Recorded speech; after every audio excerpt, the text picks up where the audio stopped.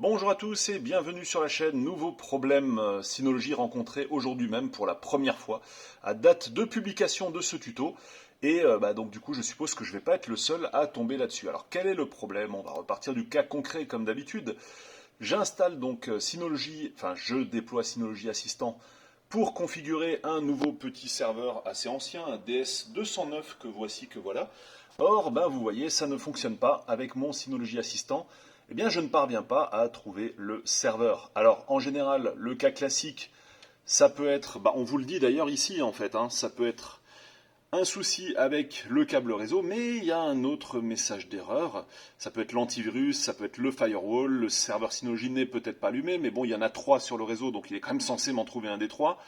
Bref, il y a différentes pannes possibles, et là vous voyez une autre raison possible est que les serveurs exécutent DSM 6.2.3 ou version antérieure, et version antérieure ne prenant pas en charge le chiffrement des mots de passe, qui ne sont pas masqués par défaut. Alors, je vous fais un petit coup de teasing, c'est effectivement mon problème. Parce que là, vous voyez ici, j'ai désactivé complètement le pare-feu de Windows, ce qu'en général, il ne faut jamais faire, et du coup, je vais restaurer les paramètres. Donc, je vais remettre mon pare-feu en fonction de partout. Alors voilà, ça y est, le pare-feu est de nouveau actif. Et donc, chez moi, c'était pas ça le problème. Et effectivement, chez moi, c'est bien ce qu'ils annoncent dans la fenêtre de connexion, le message d'erreur, en fait, la boîte de dialogue.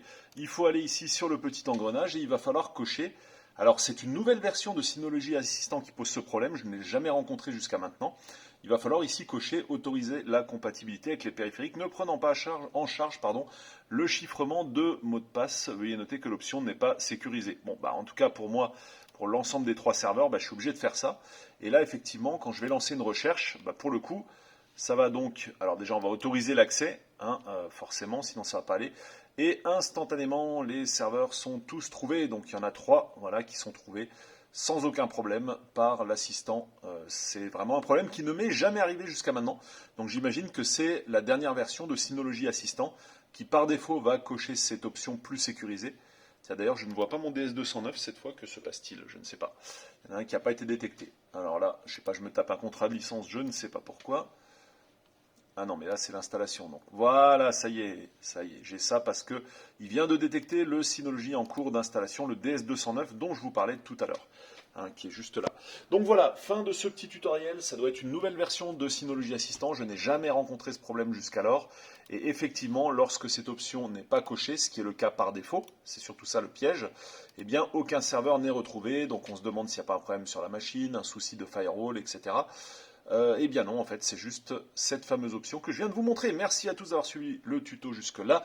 Rendez-vous pour d'autres tutos sur la chaîne ou bien des vidéos de jeux vidéo rétro sur ma chaîne Retropolo que je vous mets en description. Salut à tous, bye.